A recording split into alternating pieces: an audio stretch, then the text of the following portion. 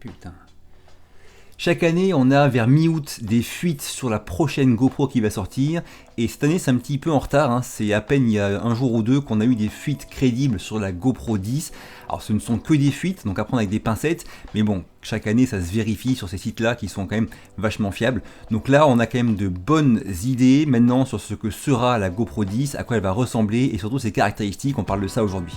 Alors le point qui est vraiment super important pour moi, c'est ce que vous voyez marqué à l'écran là, c'est ce nouveau processeur GP2. Ça fait 7 générations de GoPro qu'on a le processeur GP1 et c'était la cause de la plupart des bugs et du fait que l'écran soit lent, que les menus ne soient pas très fluides. Ça, j'en ai parlé vraiment de nombreuses fois, notamment il y a un an dans ma vidéo la fin de GoPro où je priais pour qu'il y ait un effort par rapport à ce point là sur la GoPro 9, ça n'a pas été le cas. Mais bon, là apparemment sur la GoPro 10 on aura un nouveau processeur et c'est vraiment non seulement super pour tout ce qui est bug, lenteur des menus, de l'écran, mais aussi pour les possibilités vidéo de cette nouvelle GoPro 10. Et justement, on voit que ce processeur GP2 permet à la GoPro 10, sur cette image que vous voyez, d'avoir le 5,3K à 60 images par seconde, au lieu de 30 sur la GoPro 9. Donc 5,3K, moi je l'ai quasiment jamais utilisé, hein. Mais bon, ce qui est intéressant, c'est qu'on a aussi le 4K 120 images par seconde. Ça c'est vraiment super, hein, si on a du 120 images par seconde en 4K, et du 2,7K en 240 images par seconde. Encore une fois, ça c'est vraiment des points qui moi m'intéressent beaucoup. Avoir des super ralentis de 140 images par seconde en 2,7K, c'est vraiment génial. Pensez bien sur ces gros ralentis, hein, qu'il faut aussi beaucoup de lumière. Quand on filme en 240 images par seconde, chaque seconde il y a 240 images. Si vous n'avez pas beaucoup de lumière, ce sera tout noir, ça ne marchera pas. Donc ces gros ralentis là, il faut vraiment qu'il y ait une très très bonne lumière. On voit ici que la définition passe sur du 23 millions de pixels, ce qui veut dire qu'il y a un nouveau capteur aussi, et j'espère que ce capteur sera plus gros. Là on n'a pas encore d'infos sur la taille du capteur, si c'est encore une fois une montée de pixels pour une même taille de capteur, ça m'intéresse pas du tout, bien au contraire, donc j'espère que ce sera un plus gros capteur, mais ça on ne le sait pas encore. Alors le point fort de la GoPro 9, ce qu'elle fait mieux que n'importe quelle autre caméra d'action, c'est la stabilisation. C'était vraiment génial sur la GoPro 9 d'avoir une stabilisation qui était vraiment super, mais aussi de pouvoir bouger à 30 degrés comme ça en gardant l'horizon droit, d'avoir le module max et de faire tout le tour comme ça en gardant l'horizon droit.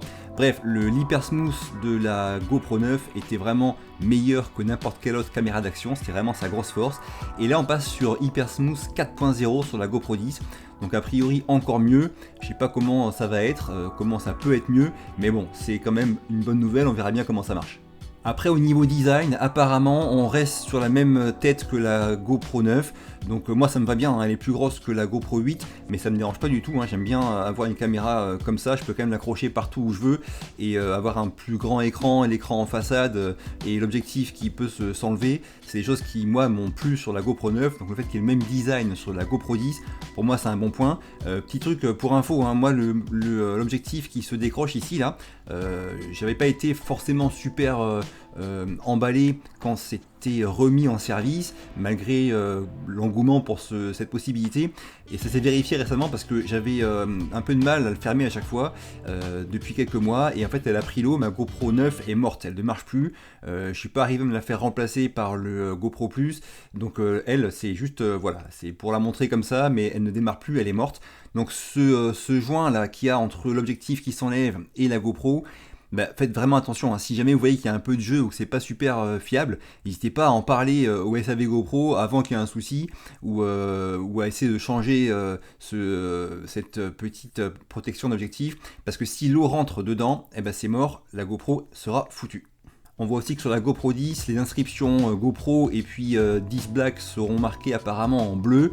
Vu qu'elle a la même taille et la même tête que la GoPro 9, c'est une manière pratique de les différencier pour ceux qui ont les deux.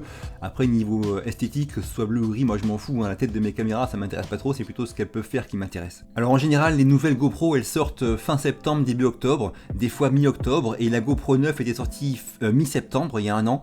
Donc là, ça peut arriver n'importe quand, hein. D'ici 2 semaines, entre 2 semaines et un mois, on pourra avoir à mon avis la GoPro 10. Le fait que ces fuites arrivent plus tard que prévu, c'était un petit peu... ça me faisait penser que peut-être qu'on n'aurait pas forcément de GoPro 10 avant plusieurs mois, parce qu'avec toutes les pénuries de matériel, les retards de livraison, ça aurait pu être le cas. Mais bon, a priori, vu que ces fuites sont arrivées, je pense qu'on va avoir une GoPro 10 dans les semaines qui viennent. Et ce processeur GP2, c'est vraiment génial en ce qui me concerne. Je trouve que c'est vraiment un super point que GoPro ait pu arriver à faire ça pour qu'il y ait moins de bugs, moins de freeze et que ça permette de faire des choses meilleures en vidéo. Alors forcément, je vais l'acheter, je vais la tester, et comme depuis des années, mon premier point d'intérêt, ça va être qu'elle n'ait pas de bugs, de bien vérifier qu'elle est fiable. Je sais que depuis la GoPro 7, il y a eu pas mal de bugs sur tous les modèles de GoPro. La pire pour moi était la 7 en ce qui me concerne, hein. Mais beaucoup d'entre vous ont des soucis même sur la 9, au niveau des bugs logiciels, des freezes, des fichiers perdus, etc. Donc c'est vraiment le point qui va m'intéresser comme d'hab chaque année, et j'espère que ce processeur GP2 va pouvoir permettre de changer ça. J'ai vu aussi beaucoup de gens qui étaient mécontents du SAV GoPro sur les différents groupes Facebook comme GoPro French Users. Donc j'espère que toute cette partie bug et SAV va être vraiment un point sur lequel GoPro va essayer de travailler dans les mois à venir pour rester compétitif et intéressant par rapport à la concurrence qui pousse très fort derrière. Allez, je vous quitte, à très vite, et d'ici là, bougez-vous purée, bougez-vous.